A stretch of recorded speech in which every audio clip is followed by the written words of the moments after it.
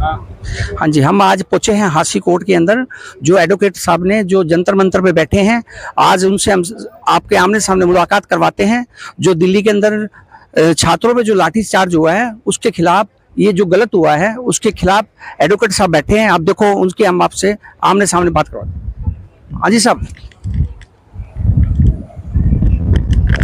हाँ जी साहब, आपका शुभ नाम? सुरजीत आर्य एडवोकेट। हाँ जी, सुरजीत आर्य जी सर। हाँ जी, आज जो आप जंतर मंतर पे बैठे हैं, आपके क्या विचार क्या है, बताइए आप। ये हम सोनू वांगचुक के समर्थन में बैठे हैं। जो सामाजिक कार्यकर्ता है, वह इंटरनेशनल वैज्ञानिक है, उनके समर्थन में वह दिल्ली पुलिस ने जो विद्यार्थियों के ऊपर अत्याचार किया है, वह महिला विद्यार्थियों को नंगा करके पीटा है। उनको अपनी इज्जत बचाने के लिए गुरुद्वारे में प्रवेश लेना पड़ा।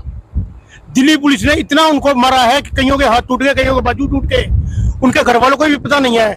और कम से कम भी 500 स्टूडेंट को डिटेन किया हुआ है। ये ब्रूटली, इनका शब्दों में मैं कह नहीं सकता कि उनके साथ कितना अत्याचार हुआ है। और यह दिल्ली सरकार के कहने पर वे केंद्र सरकार के अर्धसैनिक बलों ने अत्याचार किए हैं, और इसका मैं खंडन करता हूँ।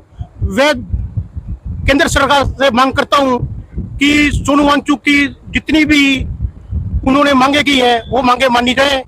वे दिल्ली पुलिस के जो उच्च अधिकारी हैं, जिन्होंने आदेश दिया है ब्रूटली तरीके से मारने का, उनके खिलाफ सख्त से सख्त कार्रवाई की जाए और जल्दी से जल्दी छात्रों की मांगे पूरी की जाए, जो देश के अन्य अन्य भागों से आए हुए हैं। इसी के साथ ही मैं अपनी बात समाप्त करता हूँ। ठीक है मैम, आपका शुभ नाम मैम?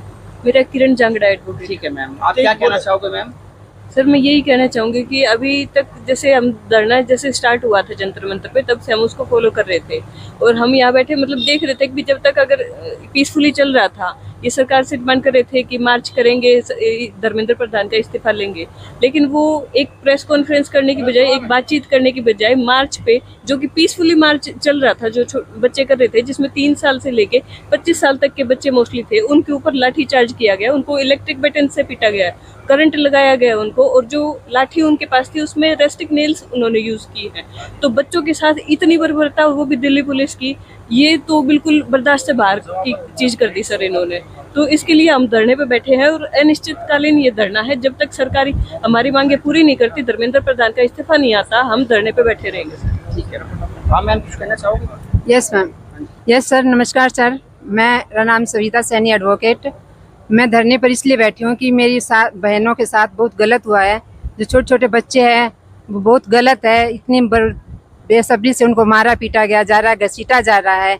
हम इस पर्पज से इस धरने पर बैठे और अनिश्चित काल तक इस धरने पर बैठे रहेंगे। धन्यवाद। रविंद्र सर, आप कुछ कहना चाहोगे सर? जी, मेरा तो यही कहना है कि जो जंतर मंतर पे जो बच्चों के साथ जो अनलीगल काम हुए हैं, उनके खिलाफ सख्त सख्त कार्रवाई होनी चाहिए, और धर्मेंद्र प्रधान है उसका इस्तीफा होना चाहिए। और जो बीजेपी सरकार है वो गलत तरीके से भारत में शासन कर रही है, इस सरकार को भी जनता जवाब देगी अच्छे तरीके से। और जैसे भी प्रोसेस्ट होगा उस हिसाब से हम आगे चलेंगे, और हांसी बार और छात्रों के लिए पूरी तरह से समर्थन में है, और सख्त सख्त सरकार पे कार्रवाई होनी चाहिए। हाँ जी, ये धरना आप कब तक काम में रखोगे, कैसे जो आगे लागू रखोगे? जो जंतर मंतर से जैसे भी कोई बात आती है, अगर उनकी मांगे मान ली जाती हैं, तो ऑटोमेटिकली इसे देश में शांति बनी रहेगी, और शांति के साथ ही ये हांसी बार इसके साथ है। और जो भी होगा जंतर मंतर पे जो बच्चे हैं वो कहीं ना कहीं संतुष्ट होंगे।